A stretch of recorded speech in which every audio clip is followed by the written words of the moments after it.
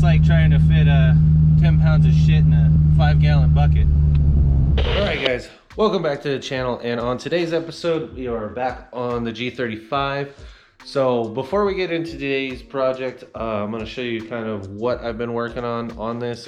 We got the windshield installed and replaced. It's crazy to me how much difference a windshield will make, you know, visually for a car. So we recently installed a Yonaka radiator and ISR hose kit. So I ended up filming it, but somehow through whatever I was doing, I ended up losing all the footage.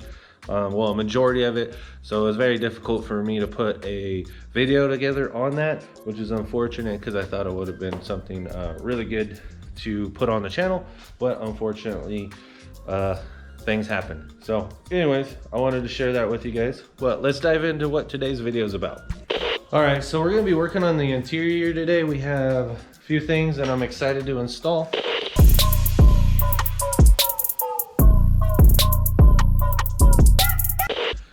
We have an NRG seat, D&D steering wheel. We have the D&D hub and hub adapter. This is the quick disconnect. And then the Buddy Club seat rails. These are designed specifically for the G35 and 350Z. So hopefully the install process is gonna go. So there's 2 bolts on the side. After you remove the second screw on the other side, it should just come right out. So typically I just hit the top and the bottom with my hands until it comes off. Hopefully we don't need to pull it. Yep. So that's pretty cool. The D&D steering wheel actually comes with the OEM plug that adapts it to the steering wheel. So that's pretty sweet.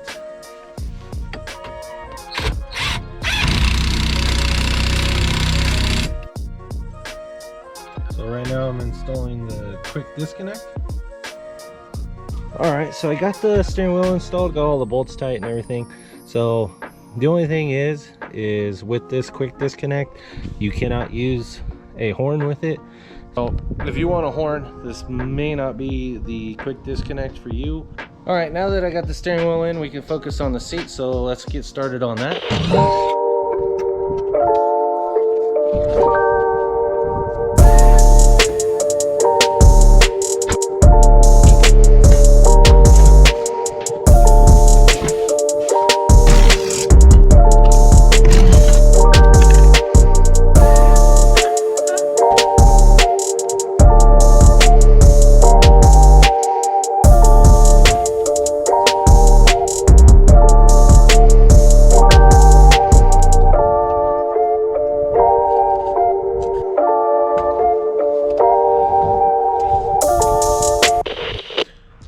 So I got the seat in. Took quite a few tries to get it right.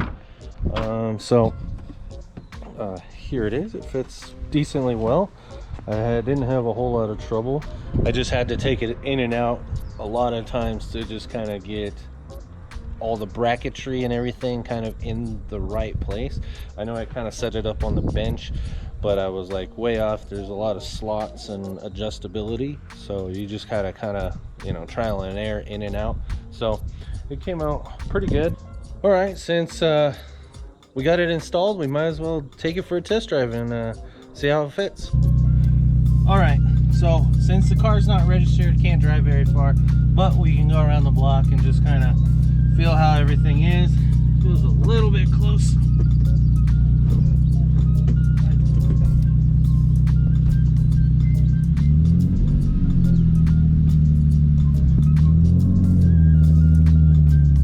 Mentioned earlier is that this is an NRG, the large version, and I've sat in the medium and I've sat in the large. This one feels a lot better for a guy of my size. Way more comfortable. These are even more comfortable than the ones that are in my drift car, the RX-7. Those are just basic knockoff rides. It's like trying to fit 10 pounds of shit in a 5-gallon bucket. But to me, everything feels way more solid. The other seat was broken, so the motor that controlled the height of the seat was already basically sat as high as you possibly could, and then if you accelerated too hard, the seat would actually just kind of fall backwards. Wasn't very planted, so this is feels a lot better. The ergonomics of the seat feels really good, but yeah, it feels really, really good. Very, very happy with the results. The steering wheel feels good. My only concern about the steering wheel is that it's going to get dirty really, really, really fast. This material in any other color but black tends to get very dirty quickly. All right, so test drive went good. Everything fits very well. So let me talk about my final thoughts on this. I definitely dig the seat. The seat is very, very, very comfortable, especially for a big guy like myself. Most of the time I am very, very uncomfortable in a drift car. I'm being squeezed around the hips a lot. So that is huge. I'm probably going to put one in the passenger seat, and then on the RX-7 over there, I'm probably going to put 2 in that one as well. So very, very, very pleased with the seats. The steering wheel, I definitely do like the steering wheel. I'm just concerned about the color. I dig the color, but like I said, drifting, your hands get dirty, you know, you're changing tires, you know, shit like that. So don't know how long this is going to stay looking nice for drifting, but the quick disconnect hub, I do dig it. I like the splines, but I'm probably going to switch it out for something that has a horn.